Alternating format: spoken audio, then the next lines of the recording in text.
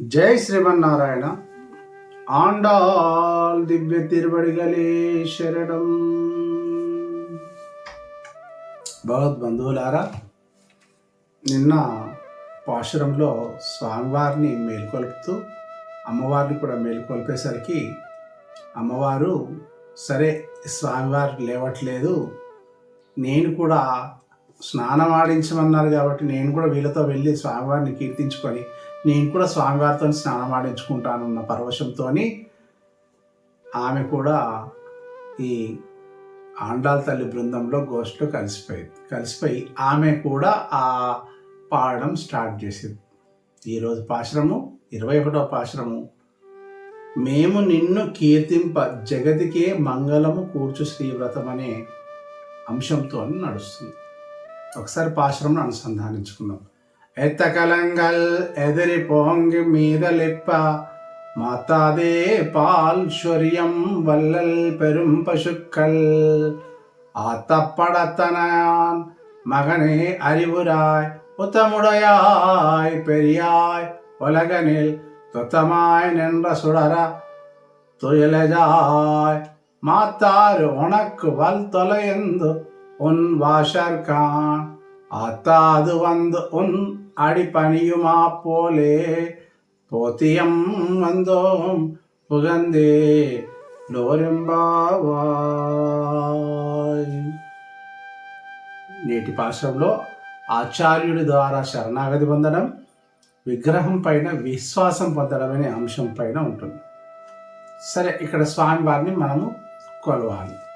గోదమ్మ ఆండాల్ తల్లి తరపున మనము అమ్మవారు అందరూ కొలుస్తున్నాం. ఎత్తకలంగల్ ఎదిరి పోంగ మీది లిప్ప మాతాదే పాల్ శౌర్యం వల్లల్ పెరుం పశుక్కల్. ఈ నందగోకులంలో ఈ నందుని ఇంట కామధేను లాంటి ఆవులు ఎత్తకలంగల్ ఎన్ని కుండలు పెట్టిన, ఎత్తకలంగల్ అంటే ఎన్ని కుండలు పెట్టిన ఎదిరి పోంగ మీద లిప్ప మీదికి ఎగిరిపోతుంది. అంటే కుండలు నిండుతున్నాయి, ఆ పాలు కిందికెళ్ళి పైకెక్కుతున్నాయా, పైనుండి కింద పడి అవి నిండుతున్నాయా, కింద నుండి పైకి ఎక్కుతున్నాయి అంత భ్రమ. అలా కుండ నిండడం, అలా పక్కకు పెట్టడం, ఇంకో గోపాలు తీసుకొని వెళ్ళడం, మళ్ళీ ఆయన పోయి లోపల పోయి పెట్టేసి వచ్చేంత వల్ల ఇంకో కుండ నిండడం. అట్లాంటి వల్లల్ పెరుం పశుక్కల్, ఎన్ని కుండలు పెట్టినా పాల దారాలు పొంగుతున్నాయి. అట్లాంటి ఆతపడతనే మగన్ అరివురాయ్, లెక్కకు లేనన్ని గో సంపదలు, అంటే లెక్కించడానికి కూడా ఆవుల లెక్క సంఖ్య కూడా పాపం ఈ నందగోపాలుడికి తెలియదు. ఎన్ని ఆవులు వస్తున్నాయో, ఎన్ని గేదెలు ఉన్నాయో, కాకపోతే వస్తున్నాయి పోతున్నాయి. అంత గొప్ప సంపద.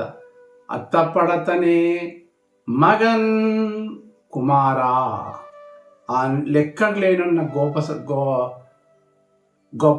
గోప సంపదను కలిగి ఉన్న నందుని కుమార అరివురాయ్, తెలివి తెచ్చుకో లే. ఇంకేముంటుంది? ఉత్తముడయాయ్ పెరియాయ్, నీకు ఒక దృఢమైన ప్రమాణం ఉంది స్వామి. ఏమిటి ఆ ప్రమాణం?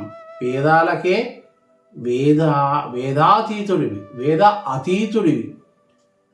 వేదమే వేద్యం అంటే వేదాలకు అందని వాడివి, అందరికంటే మించిన వాడివి. ఒలగనిల్ తొత్తమాయ్ నిండ్ర,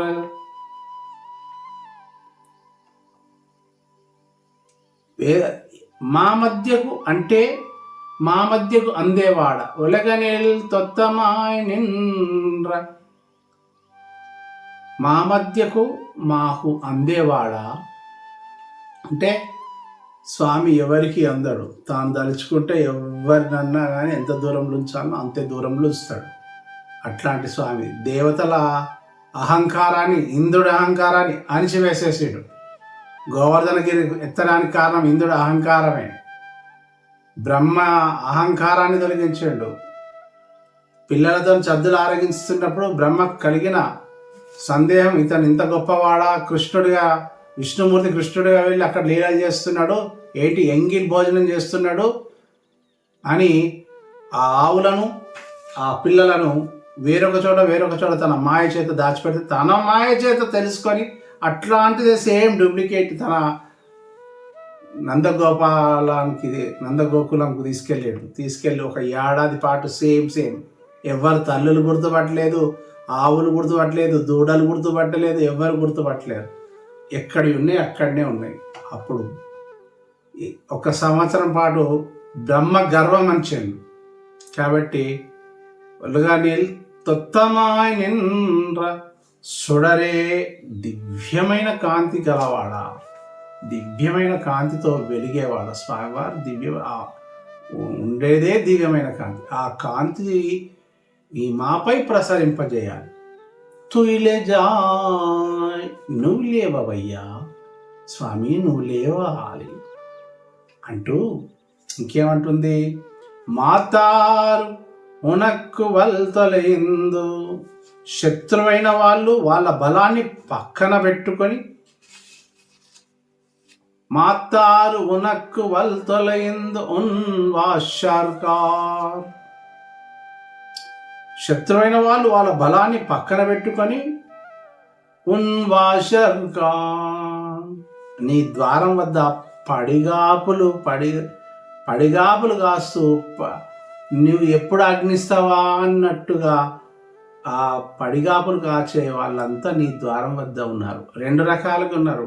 తన యుద్ధంలో ఓడిపోయిన వాళ్ళు తల వంచుకొని నీ దర్శనం కోసము ముందే అంకితమై నీ యొక్క గొప్పతనాన్ని తెలుసుకొని రాజ్యాలు ఇచ్చేసి నీ దర్శనం కోసం వాషర్కార్ పడే వాళ్ళందరూ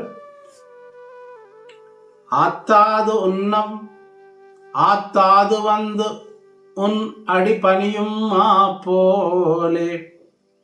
ఎక్కడైతే ఆత్తాదు వంద అంటే ఎక్కడైతే నీ బాణాల దెబ్బకు భయపడి, స్వామివారి బాణాల దెబ్బలు అలా భయపడి ఉన్నడి పనియు మా పోలే. అడి పనియు అంటే నీ పాదాల దగ్గర చేరి శరణాగతి పొందిండ్రు. అయ్యా రక్షించు, దర్శనమియ్యు అంటూ నీ పాదాలకే శరణాగతి మా పోలే శరణాగతి చేస్తారే.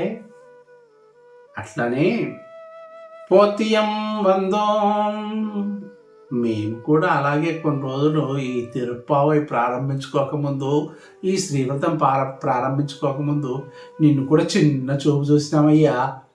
ఆ దేవతలు ఎలాగైతే చిన్న చూపు చూస్తే వాళ్ళ మదమును, వాళ్ళ అహంకారాన్ని అంచావో మేము కూడా అట్లాగే చూసుకున్నాం. మాకు తెలియక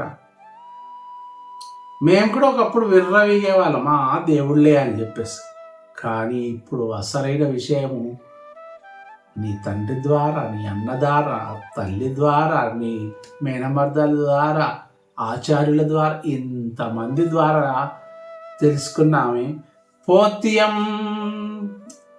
ఏదున్నా సర్వస్వం నీవే అని అనుకున్నాం. మేము ఏ పని చేసినా రాసుకున్నా ఇది నీ రాతనే, మేము తింటున్నా ఇది నీ భోజనమే, మేము పడుకున్నా ఇది నీ పడకనే, ఈ పని ఒక కార్యం చేస్తున్నాం ఇది అంటే అలసిపోకుండా ఉండాలంటే ఏకైక మార్గం ఇక్కడ అమ్మవారు ఏం చెప్పింది, గోదమ్మ తల్లి, అలసిపోకుండా ఉండాలంటే స్వామి సంకీర్తన చేయాలి. స్వామినే అన్యదా శరణం నాస్తి త్వమేవ శరణం మమ, నీవు తప్ప మాకు ఇంకెవ్వరు లేరయ్యా. ఆ రోజు ద్రౌపదిని కాపాడావే, ఆ రోజు భక్త ప్రహ్లాదుని మాట నిలబెట్టడానికి భక్త ప్రహ్లాదుడు ఇందుగలడందు లేడు సందేహం నొందవలదు. ఇప్పుడు స్వామి పులకరించిపోయాడు,